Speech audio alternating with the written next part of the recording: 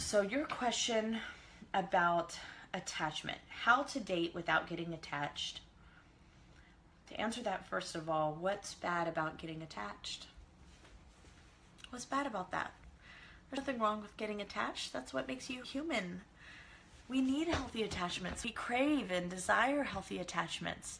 And so I think what's really important is to find out if you are fearful of getting attached, what's going on there? Are you the person that kind of stays disconnected, always stays a little bit detached, so if they were to leave you, you don't care? Where ultimately we need, that intimacy. And so what happens is the opposite often.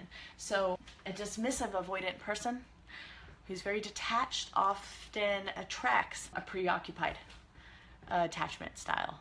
Someone who's very preoccupied. So that person's always chasing. Like, are you gonna call me back? What are you doing tonight? Blah, blah, blah, blah, blah, blah, blah. While the other person's like, yeah, whatever. I'm just very emotionally detached. You connect one another. And getting attached to someone is a wonderful thing, that you're capable of doing that. People who can't do that really struggle in life.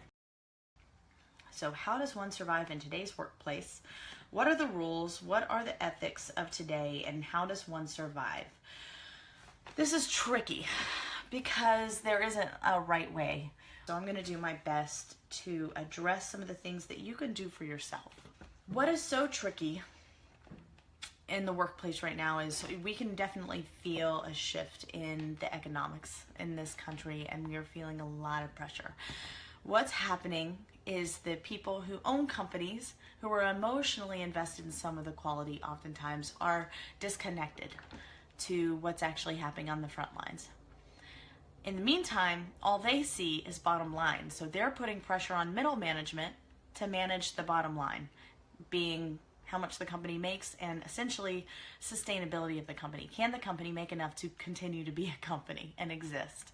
Middle management, as a result, are less concerned about quality of product or services or whatever that is, and they are in turn focused on bottom line as well, because that's what their bosses are pressuring them to do. And so basically what has to happen are several things. One, are you capable of doing what's being asked of you? Two, do we really understand what they want? Because the thing is, what will happen is we're wanting one thing, they're wanting a different thing, and you don't understand why they don't get you, essentially. But what's important isn't that they get you, oftentimes it's do you get them? Do you understand what their objectives are? And then lastly, knowing their objectives, can you buy into that? If their objectives aren't to be the best food, like to make the best burgers in the state of California, but your objective is to be the best chef and to make the best burgers, you're constantly going to be fighting. It's constantly going to be an internal battle. It's not going to work. So part of it is finding a workplace where your value systems at least collide in some arenas. Not necessarily all of them, but where we find the biggest struggles is where our value systems don't match up. And sometimes that means there's time for change, or it's a time to adjust our objectives within that company. So, okay, they don't really care about being the best burgers. I enjoy working, but maybe I don't need to work so hard. I don't need to work as many hours and put as much effort into being the best burger and burn myself out, because they don't care about that. They just care about bottom line. Or I can find a place that is focused on being the best burger joint in the world. People being jerks at work. A toxic workplace is very difficult to work in. There are things that you can do to set up some boundaries and to just take care of yourself in a toxic workplace, but we can't control other people.